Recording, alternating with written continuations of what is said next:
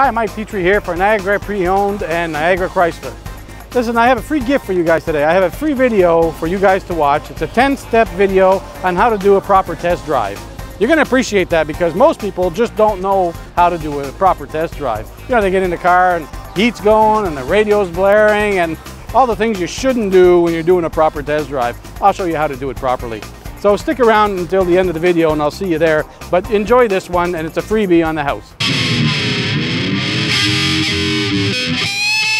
We're going to talk about the exterior styling of the vehicle, how it looks. If you don't like the vehicle, guess what? You know, it's going to be a sad day for you when you're driving it every day. And you know what? The price was good, but the color I don't like. Price is a factor. I don't disagree with that one bit, but like the car. You need to like the car. That's the first thing. The second thing is the exterior quality of the car.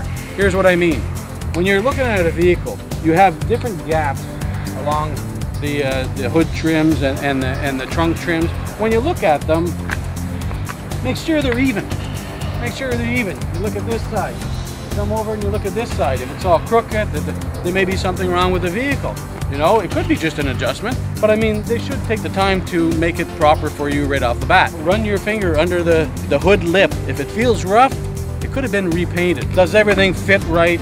Is it smooth and nice? There's no different colors on the vehicle. Take your eye and look down the side of the vehicle, because you're going to see, if you look down on the side of the vehicle, you may see some dents or dings that are not visible when you're face on. Do a quick walk around the vehicle and look at the exterior quality on the roof. Don't forget the roof. Look under the vehicle, under the bumpers here. They're known for cracking and cutting and this type of thing. Take the time to look under it so there's no surprises later. Next is number 3. Now we're going to talk about the interior quality of the vehicle. So you're doing much of the same thing. You're looking at gaps in and around, make sure that the fit is good.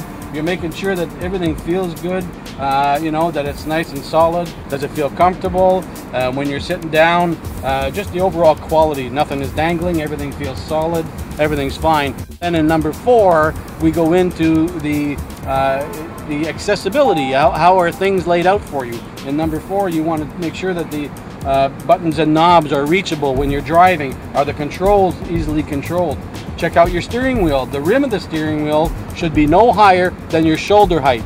Otherwise, it may interfere with your vision. You're looking over your shoulders. How's the visibility with the right and left? When you reach to get your seat belt, is it easy to access? Is it difficult? Is it adjustable? Are the gauges easily read?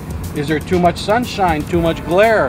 This is the time to take the time to look at that, because once you buy the vehicle, it's too late. So you want to do that on your test drive. That's number 4. Number 5 is space, access, comfort, and convenience. Is it easy to get in and out of the vehicle? That's very important. You're going to be in and out of that vehicle every day, aren't you? If you're going to work and all that, do it a couple of times. Is it comfortable? Have somebody else do it as well, members of your family.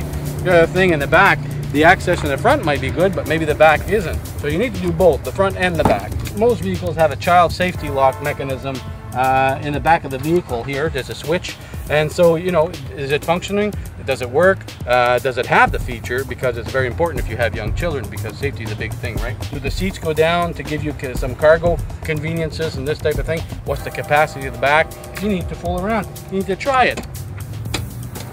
How easy is it? Is it difficult? Now, don't forget, in this particular case, there's a third seat in the back. What's the access like? Try it in and out. Have the kids try it, you know. Is it easy for them? These are the types of things you're looking for in number 5 before you go for your demo ride. Number 6 is riding comfort. Now we're actually going to be driving the vehicle, right? So you take off on your vehicle, and this is where you want to see how it drives, the smoothness and this type of thing. So this is what we suggest. Remember at the beginning I said to always use the same trajectory, right course, the same course when you're test driving different cars.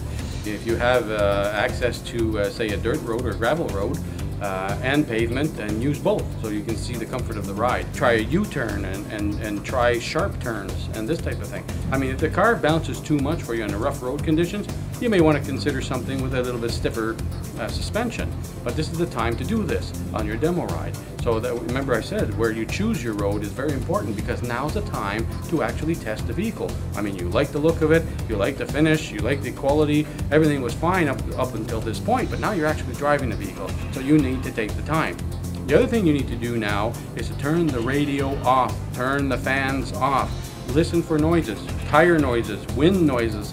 Now's the time to catch them, because if you have your radio on and the fans are going, the air conditioning and this type of thing, You don't hear these noises, and then someday you have these things off and you say, hey, there's a noise I never realized that was there. It's time to catch them now. So that's number 6, ride and comfort. Number 7 is handling and performance. We're going to start with the steering. When you're driving a car and you're test driving a car, what you want to make sure of is that there's no slack in the steering. So when you're driving down the highway, let go of the steering. Is it driving nice and straight? When you grab it and you sway back and forth, is there slack in the steering? You don't want that. It has to be nice and firm.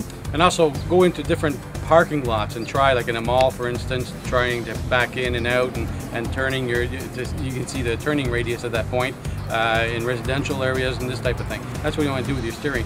Now for the brakes, when it comes to the braking, make sure you use a nice quiet road, because I want you to do one thing here is you need to try the brakes hard, step on them hard, going about 70 kilometers an hour. So you need a nice quiet area to do that. Because you want to check for responsiveness of the brake. Do they stop in adequate time?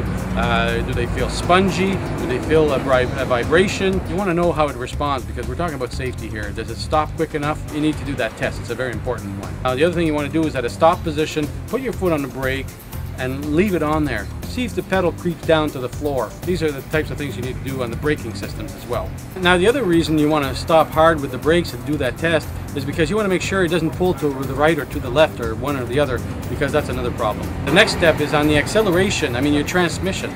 So when you accelerate, you should have a nice smooth shift from first to second to third, and it shouldn't be clunking or making funny noises or anything. So again, everything has to be off so you can hear these noises. You may want to test it on hills. If your transmission is changing gears all the time, going from second to third to second to third, that might be an indication of a problem as well. Number 8 is safety. Very important, very, very important one. This is not an easy one to determine in a test drive. This requires a little bit of due diligence on your part, maybe with the help of the internet, to find out the safety ratings of certain vehicles, because you're looking for certain things. You're looking for frontal airbags, side impact airbags, rollover protection. All these vehicles have been rated by different organizations through the insurance companies, and you can find all this out on the internet just by Googling your vehicle and safety. So again, you have to do your due diligence on that, but don't skip it because it's a very important one. Now, number 9 is fuel economy. So, if you're looking for something that's getting 40 miles per gallon, you're probably not looking at a big SUV, right? If it's not a concern, then you may be looking for that space and the comfort of a big SUV. All the vehicles have standards written in fuel guides, and most dealerships have them. You just simply have to ask for it, and they'll tell you what it is. But again, it's researchable on the internet. Make sure to ask the question to the sales rep that you're dealing with, and he can help you out in figuring out if this will meet the budget needs, because it all matters: the monthly payment, the insurance cost, and the fuel economy as well. And last but not least is number 10, the smile factor. Now, if you've gone through all these steps that we've talked about in these 10 tips that I've given you, and you come to number 10 and you still have a smile on your face, and you look at your spouse or your partner and they have a smile on your face, and you've gone through this, that number 10 one is the last kick at the cat, if you will, as to whether or not this vehicle will meet your requirements, because the smile factor means everything. You have to like the car, because you're going to be driving it every day. If you have a payment plan, then you may be paying it for 4 or 5 years. So you need to like the car, and that's the last one, but it's one of the most important ones. I hope all these tips have helped you, because they're very important in your decision making when you're out shopping around and looking for a vehicle. And this is just a little donation I'm giving to you, and use it to your advantage.